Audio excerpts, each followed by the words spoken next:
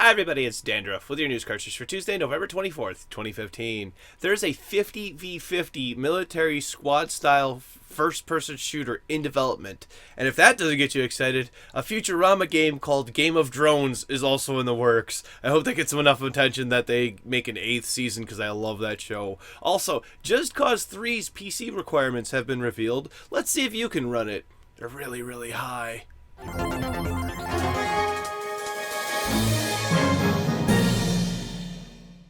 Today's top story is that Fallout 4 has received its first patch. Kids grow up so quick these days, I swear. The beta update 1.2.33 is out on PC, and it's actually something you'll have to opt into by going to your Steam library, right-clicking on Fallout 4, click Properties, then under the Beta tab at the top, select one from the drop-down box, there should only be one, and then click OK and wait for your game to update. This process is reversible by going to the drop-down box again and selecting None, and then waiting for your game to update again, but I wouldn't recommend using any of the save files from when you update it to the beta because they're probably going to be incompatible with the game once you revert. So make sure you back up everything before you do anything. Included in the patch are several stability as well as memory improvements and the ability to remap the number keys. Fixes to weapons becoming locked after completing reunions, as well as fixes to the quest when freedom calls, which had the possibility of not being completed once you were finished with it. I had this same problem in The Witcher 3 where I couldn't get a quest to finish or a quest to complete after it was done, and it drives me absolutely bonkers if you can't get a quest out of your log. Yeah, so A+ on that one. For a full list of changes, see the description down below. And before I go on to the next story, Bethesda has said that players should look forward to smaller and more frequent updates rather than larger, less often ones. Did you opt into the beta? Leave a comment below about what you think of the changes. The minimum specs for PC for Just Cause 3 are out, and they are blowing up because apparently they're pretty demanding. Now listen up, I love hardware just as much as the next guy, but I'm also aware that your average gamer doesn't care that much about specs. Even some PC gamers don't care what they have under the hood as long as it play games.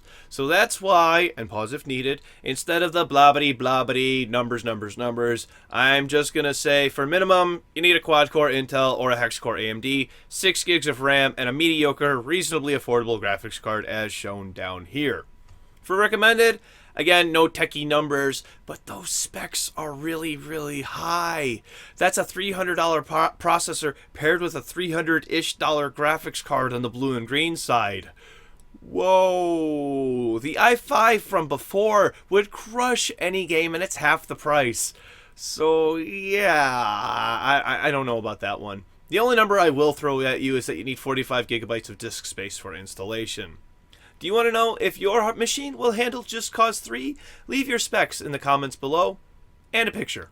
I love looking at hardware. Hashtag Silicon is sexy. It's the third slot, so it's the quick slot.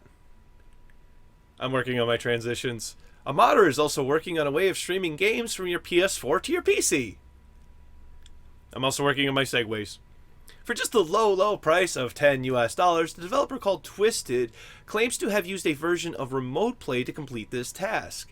He says the first version won't be ready until tomorrow, but there is a video right here of the software working in action. I still wouldn't rush out and pre-order this. It's best to wait until it's out to see how functional it is, and then go ahead and spend your money as you see fit. The creator claims, though, that in order to continue the project, he will need revenue in order to support it, and notes that all of his previous content will still remain to be free, but I can't really blame him for charging for something that people want, that he put effort into.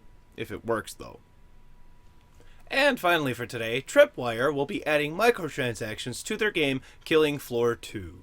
The free-to-play shooter has done this in order to supplement the costs of running a free game. What's that? Oh, it's not free. It costs $30. What? Well, at least it's been out for a while, and this is what they're going to do in order to create another revenue boost so developers can work on their next game. What's that? It's not out of early access. What? But it's coming out of early access soon. You don't know. There's no plans for that. There's no announcements. Oh. Please tell me that this isn't out yet. Please, please, please tell me that this isn't out yet. Yes, yes, yes. It's not out yet. Okay, this is not actually out yet. There is no planned date for it to be out yet. But the developers are talking and seemingly being very receptive by addressing the idea of completionists, who are people who need to get everything in the game in order to feel satisfied with their gaming experience. It's the way that I am when I play RPGs. If there's a chest and I see it, I gotta have it. I've got to. This is coming in the wake of Overkill adding microtransactions to Payday 2, as well as a pay-to-win element. Now, what they're talking about is not the same, because currently all plans are for cosmetic DLC only, but the game already has a buy-in, and it's not out yet. This isn't okay. They're being dicks about it, really. They're being jerks. The reasoning is that they want to be able to, upon launch, flesh out all the systems before launch, flesh out all the systems of Killing Floor 2 is using, like progression, balance, that sort of thing. But somehow, their business model needs to fleshing out too? Yeah, no, that's not going to go well if you put gamers through that. My advice to Tripwire is to not only wait to implement this until the uproar over Payday 2 is over, but more importantly, until Killing Floor leaves early access. Otherwise, Killing Floor 2 could be dead on its feet.